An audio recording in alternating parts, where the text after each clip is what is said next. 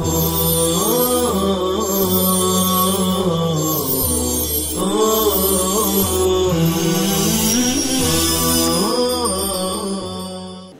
اللہ الرحمن الرحیم ثم تقضى دیونہ من جمیع ما بقی من مالہ، تجہیز و تکفین کی ادائیگی سے بچے ہوئے تمام مال کے ذریعے میت کے قرضوں کو ادا کیا جائے گا۔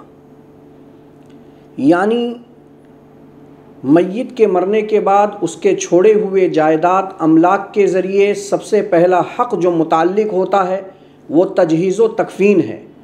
تجہیز و تکفین کی ادائیگی کے بعد جو مال بچا ہوا ہے ان تمام اموال اور جائیداد کے ذریعے اگر میت پر کوئی قرض واجب ہے تو اس کے واجب قرضوں کو تمام مال کے ذریعے ادا کیا جائے گا، چاہے سارا کا سارا ترکہ ادائے دین میں ہلاک ہی کیوں نہ ہو جائے، ختم ہی کیوں نہ ہو جائے، اس کی کوئی پرواہ نہیں کی جائے گی۔ اس حق ثانی ادائے دیون از جمیع مال سے متعلق مباحث ستہ پر مشتمل گفتگو ہمیں کرنی ہے۔ بحث اول وصیت پر ادائے دین کے مقدم ہونے کی دلیل نقلی و عقلی۔ بحث ثانی من بعد وصیت یوصی بہا او دین، آیت کریمہ میں وصیت کے دین پر مقدم ہونے کی وجہ۔ بحث ثالث تعریف دین مع اقسام و احکام۔ بحث رابع دین اللہ اور دیون عباد میں ادائے دیون کی ترتیب۔ بحث خامس دیون عباد میں ادائے دیون کی ترتیب۔ بحث سادس فائدتان متعلقتان من اداء الدیون، دو اہم فائدے ادائے دیون سے متعلق۔ بحث اول ادائے دین کے وصیت پر مقدم ہونے کی دلیل نقلی و عقلی۔ دلیل نقلی کے طور پر ترمذی شریف کی روایت ہے، حضرت علی رضی اللہ تعالی عنہ اس روایت کے راوی ہیں، عن علی رضی اللہ تعالی عنہ ان النبی صلی اللہ علیہ وسلم قضى بالدین قبل الوصیہ وانتم تقرؤون الوصیۃ قبل الدین۔ حضرت علی رضی اللہ تعالی عنہ نقل فرماتے ہیں، وہ ارشاد فرماتے ہیں کہ میں مجلس رسول صلی اللہ علیہ وسلم میں حاضر تھا، آپ صلی اللہ علیہ وسلم نے عملاً دین کا فیصلہ وصیت سے پہلے فرمایا، حالانکہ تم قرآن کریم میں وصیت کو دین سے پہلے پڑھتے ہو۔ طریقہ استدلال بالکل ظاہر ہے کہ اس حدیث پاک کے اندر جناب نبی پاک صلی اللہ علیہ وسلم کا فیصلہ سنایا جا رہا ہے کہ آپ صلی اللہ علیہ وسلم نے فیصلے میں ادائے دین کو مقدم رکھا اور تنفیذ وصایا کو مؤخر رکھا۔ دلیل عقلی، دین کی ادائیگی یہ انسان پر فرض ہوتی ہے اور وصیت ایک تبرع اور احسانی فعل ہے، اور یہ بات اظہر من الشمس اور ابین من الامس ہے کہ جو چیز فرض ہوتی ہے وہ نفل کے مقابلے میں قوی اور طاقتور ہوتی ہے، اس لیے ادائے دین جو واجب ہے، فرض ہے، وہ وصیت پر مقدم ہوگا۔ بحث ثانی من بعد وصیت یوصی بہا او دین، آیت کریمہ میں وصیت کو دین پر کیوں مقدم کیا گیا؟ یعنی سائل یہ سوال کر رہا ہے کہ اگر قرض کی ادائیگی وصیت پر مقدم ہے اور وصیت کا نفاذ یہ ادائے دین سے مؤخر ہے تو کتاب اللہ میں دین کو مقدم رکھنا چاہیے اور وصیت کو مؤخر رکھنا چاہیے، جبکہ کتاب اللہ کی اس آیت کریمہ میں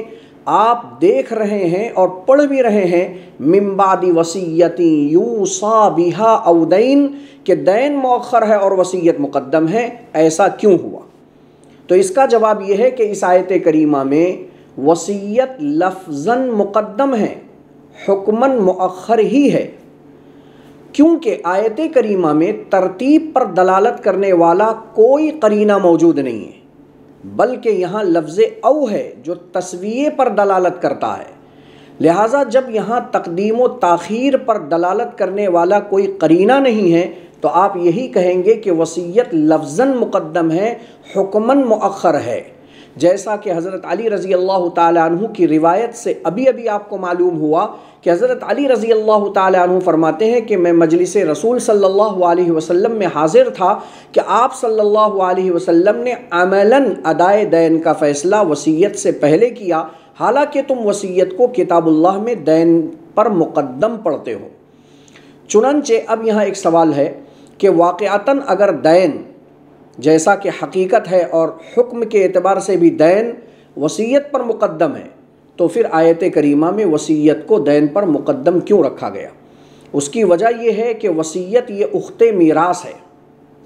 کیونکہ مال وراثت میں مورث کے ترکے اور جائیداد سے وارثین کو جو مال ملتا ہے وہ بلا عوض ملتا ہے، ایسے ہی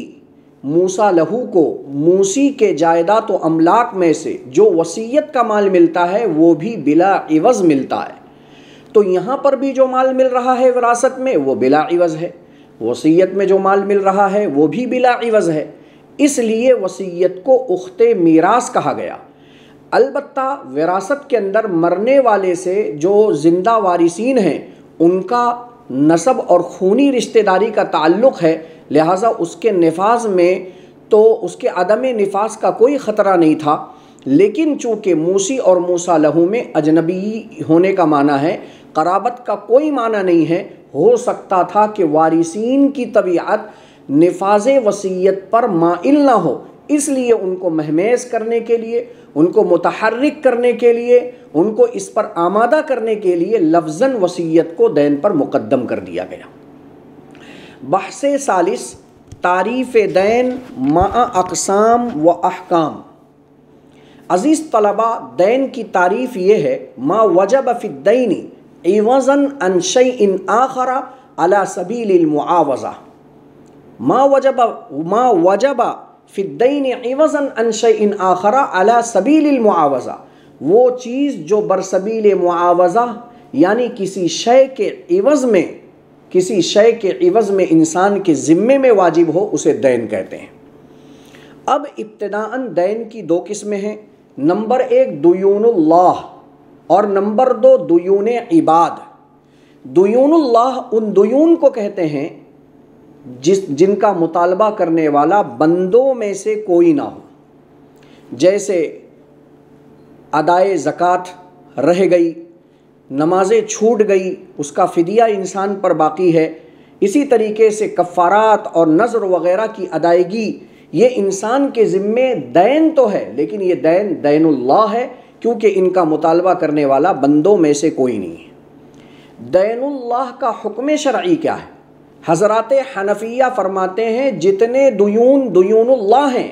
وہ انسان کے مرتے ہی ساقط ہو جاتے ہیں، کیونکہ دیون اللہ یا تو اصلاً عبادت ہے یا معنن عبادت ہے، اور اصلاً عبادت ہو یا معنن عبادت ہو، عبادت کے ادائیگی کے صحت کے لیے نیت کا ہونا یا فعل اختیاری کا ہونا ضروری ہوتا ہے، اور مرے ہوئے شخص سے یہ دونوں باتیں متصور نہیں ہیں، کیونکہ موت عجز حقیقی کو کہتے ہیں اور تکلیف یہ عجز کے ساتھ میں ختم ہو جاتی ہے، کیونکہ بندہ تکلیف مالا یطاق کا مکلف نہیں ہے۔ البتہ اگر مرنے والے نے دیون اللہ کے ادائیگی کی وصیت کی ہے تو اب دیکھا جائے گا کہ اس نے اپنے پیچھے وارثین کو چھوڑا ہے یا نہیں چھوڑا ہے۔ اگر وارثین میں سے کوئی بھی موجود نہیں ہے تو اس کے پورے جائیداد اور املاک کے ذریعے اس وصیت کو نافذ کیا جائے گا، اور اگر وارثین موجود ہیں تو 1/3 میں، 1/3 حصے میں، مال کے 1/3 حصے میں اس کی وصیت کو نافذ کیا جائے گا اور اس کے ان دیون اللہ کو ادا کیا جائے گا۔ یہ تو ہوئی دیون اللہ کی تعریف اور اس کا حکم۔ دوسری قسم دین کی ہے دیون عباد۔ دیون عباد ان دیون کو کہتے ہیں جن کا مطالبہ کرنے والا بندوں میں سے کوئی ہو، جن کا مطالبہ کرنے والا بندوں میں سے کوئی ہو، اسی لیے ان دیون کو دیون عباد کہا جاتا ہے۔ پھر دیون عباد کی ابتداءً دو قسمیں ہیں، ایک ہے دیون عینیہ اور ایک ہے دیون شخصیہ۔ دیون عینیہ ان دیون کو کہتے ہیں جو مرنے والے کے ذمے سے متعلق نہ ہو بلکہ کسی شے سے متعلق ہو، عین سے متعلق ہو۔ جیسے مرنے والے نے مرنے سے پہلے اپنی کوئی چیز گروی رکھی اور مرتہن کے پاس سے قرضہ لے لیا، ادائیگی سے پہلے دائن قرضہ لینے والا مر گیا، تو اب مرتہن کا جو حق ہے وہ اس عین شے یعنی شیء مرہونہ کے ساتھ میں متعلق ہے، مرنے والے کے ذمے سے متعلق نہیں ہے۔ اس دین کو دیون شخصیہ، دیون عینیہ کہتے ہیں، اور اس کا دوسرا نام دین مؤسق بھی ہے۔ اس کا حکم شرعی یہ ہے کہ یہ دیون عینیہ تجہیز و تکفین سے مقدم ہوگا، یعنی تجہیز و تکفین کی ادائیگی سے پہلے اس دیون عینیہ کے ادائیگی کی فکر کی جائے گی۔ دیون عباد کی دوسری قسم ہے دیون شخصیہ۔ دیون شخصیہ اس دین کو کہتے ہیں جو مرنے والے یعنی میت کے ذمے سے متعلق ہو۔ اس دین کو دین مطلق اور دین مرسل بھی کہا جاتا ہے۔ اب دیون شخصیہ کا حکم شرعی یہ ہے کہ یہ دیون تجہیز و تکفین سے مؤخر ہوگا اور تنفیذ وصایا سے مقدم ہوگا۔ دیون شخصیہ کی قوت اور ضعف کے اعتبار سے دو قسمیں ہیں، نمبر ایک دین صحت اور نمبر دو دین مرض۔ دین صحت کی دو قسمیں ہیں، ایک ہے دین صحت حقیقی اور ایک ہے دین صحت حکمی۔ دین صحت حقیقی اس کو کہتے ہیں کہ مرنے والا اپنے زمانۂ صحت میں کسی مال کا اقرار کیا ہو یا وہ قرضہ جو ثبوت اور حجت کے ساتھ میں اس پر ثابت ہوا ہو۔ اور دوسری قسم ہے دین مرض حکمی، یہ وہ دین ہے جس کا اقرار میت نے اپنے زمانۂ مرض میں کیا ہو لیکن اس کا ثبوت بطریق معاینہ و مشاہدہ ہوا ہو، جیسے مال کا بدل یا وہ مال جس کا وہ مالک ہوا ہے، مال کا بدل یا جس کو اس نے ہلاک کیا ہے، تو یہ وہ مال ہے جس کا ثبوت بطریق معاینہ و مشاہدہ ہے، لیکن اس نے یہ جو مال اس پر ثابت ہوا وہ مرض الموت کے اندر ثابت ہوا۔ اسی طریقے سے دین مرض کی دو قسمیں، ایک ہے دین مرض حقیقی اور ایک ہے دین مرض حکمی۔ دین مرض حقیقی یہ ہے کہ یہ وہ دین ہے جو حالت مرض الوفات میں اس کے اقرار سے ثابت ہوا۔ دین مرض حکمی یہ ہے جس کا ثبوت حکم مرض میں ہوا ہو، مثلا جہاد کے لیے نکلا اور اس نے مال کا اقرار کیا، یا قصاص کے لیے اس کو لے جایا جا رہا ہے اور اسی دوران اس نے کسی کے مال کا اپنے اوپر اقرار کیا، تو یہ دین مرض حکمی کہلائے گا۔ یہ آپ حضرات کے سامنے تیسری بحث مکمل ہوئی۔ بحث رابع دین اللہ اور دیون عباد میں ادائیگی دیون کی ترتیب کیا ہوگی؟ تو یاد رکھیں، اگر کوئی شخص ایسا ہو جس کے اوپر دیون اللہ بھی واجب ہوں اور دیون عباد بھی واجب ہوں، تو دیون عباد کی ادائیگی مقدم ہوگی اور دیون اللہ کی ادائیگی مؤخر ہوگی۔ یعنی اگر مال میں دونوں قسم کے قرضوں کو ادا کرنے کی گنجائش ہے تب تو دونوں قسم کے قرضوں کو ادا کر دیا جائے گا، اور اگر مال میں دونوں قسم کے قرضوں کو ادا کرنے کی گنجائش نہیں ہے تو ایسی صورت میں دیون العباد کو مقدم رکھا جائے گا کیونکہ بندہ محتاج ہے، دیون اللہ کو مؤخر رکھا جائے گا کیونکہ اللہ تو غنی ہے، وہ بے نیاز ہے، وہ محتاج نہیں ہے۔ بحث خامس دیون عباد میں ادائیگی دیون کی ترتیب کیا ہوگی؟ اگر ترکے میں تمام دیون کو ادا کرنے کی صلاحیت ہے تو دیون عباد کی تمام قسموں کو ادا کر دیا جائے گا، اور اگر دیون عباد کے تمام قسموں کو ادا کرنے کی ترکے کے اندر صلاحیت نہیں ہے، گنجائش نہیں ہے، تو یہ دیکھا جائے گا کہ ایک شخص کا قرضہ ہے یا کئی شخصوں کا قرضہ ہے۔ اگر ایک شخص کا قرضہ ہے تو تجہیز و تکفین کے بعد بچے ہوئے مال کے ذریعے اس ایک شخص کے قرضوں کو ادا کیا جائے گا۔ اگر ادا ہو جائے فبیہا، اور اگر ادا نہ ہو تو اس سے یہ کہہ دیا جائے گا کہ ہم نے جتنا چاہا اتنا ترکے سے ادا کر دیا، اب جو آپ کے اوپر بچ گیا ہے، ادائیگی سے رہ گیا ہے، چاہو تو معاف کر دو ورنہ آخرت پر چھوڑ دو۔ اور اگر قرضہ کئی شخصوں کا ہے، متعدد اشخاص کا قرضہ ہے، تو اب یہ دو حال سے خالی نہیں ہوگا، یا تو سارے قرضے دیون صحت کے ہوں گے یا سارے قرضے دیون مرض کے ہوں گے۔ دوسری صورت، بعض قرضے زمانہ صحت کے ہوں گے اور بعض قرضے زمانہ مرض کے ہوں گے۔ اگر پہلی صورت ہے یعنی سارے کے سارے قرضے زمانہ صحت کے ہیں یا سارے کے سارے قرضے زمانہ مرض کے ہیں، تو ترکے میں اگر سارے لوگوں کے قرضوں کو ادا کرنے کی گنجائش ہے تو ادا کر دیا جائے گا، اور اگر گنجائش نہیں ہے تو قرضوں کے تناسب سے قرض خواہوں کے قرضوں کو ادا کیا جائے گا۔ اس کی مکمل تفصیل مصنف علیہ الرحمہ فصل فی قسمت الطریقات بین الورثۃ او الغرماء میں بیان فرمائیں گے۔ اور اگر بعض لوگوں کے قرضے زمانہ صحت کے ہیں، بعض لوگوں کے قرض زمانہ مرض کے ہیں، تو زمانہ صحت کے قرضوں کی ادائیگی زمانہ مرض کے قرضوں پر مقدم ہوگی، یعنی پہلے زمانہ صحت کے قرضوں کو ادا کیا جائے گا، بعد میں زمانہ مرض کے قرضوں کو ادا کیا جائے گا۔ بحث سادس، ادائے دین سے متعلق دو اہم فائدہ۔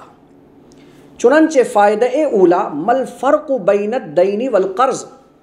دین اور قرض میں کیا فرق ہے؟ یاد رکھیں، دین ذمے میں لزوم حق کو کہتے ہیں۔ اب یہ حق عام ہے، چاہے وہ مال ہو یا حقوق غیر مالیہ ہو، جیسے صلاۃ فائتہ وغیرہ کے جو فدیے ہوتے ہیں وہ سب حقوق غیر مالیہ ہے، یا وہ حقوق مالیہ ہوں، مثلا کسی کا مال ہلاک کر دیا، بدل میں جو چیز واجب ہوئی، کسی چیز کو خریدا، ثمن کی صورت میں جو چیز اس کے ذمے میں واجب ہوئی، اس کو دین کہیں گے۔ جبکہ قرض یہ عقد مخصوص کا نام ہے جو مال مثلی پر کیا جاتا ہے تاکہ سامنے والا بھی وہی مال مثلی لوٹائے۔ معلوم یہ ہوا کہ قرض خاص ہے اور دین عام ہے۔ دوسرا فائدہ، زمانہ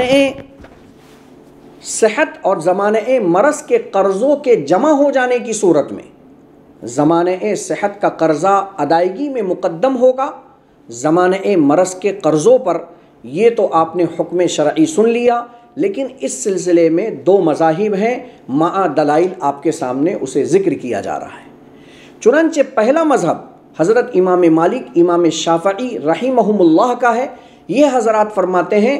زمانہ مرض کا قرضہ ہو یا زمانہ صحت کا قرضہ ہو، جب یہ دونوں ایک ساتھ جمع ہو جائیں تو دونوں کی ادائیگی ایک ساتھ میں ہوگی،